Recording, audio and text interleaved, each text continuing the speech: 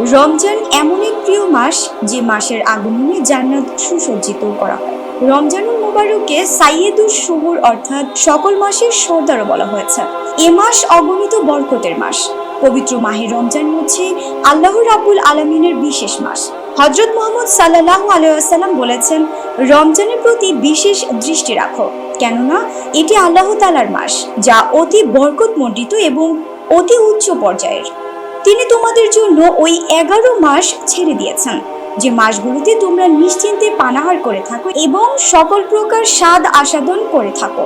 1400 বছর আগে থেকে এই মাস থেকে বরকত বণ্ডিত হয়ে এসেছে। সহিহ বুখারী হাদিস 2685 নঙে বর্ণিত, যে বান্দা খোদার পথে একদিন রোজা রাখে, আল্লাহ তাআলা তার চেহারা থেকে আগুনকে দূরে সরিয়ে দেয়।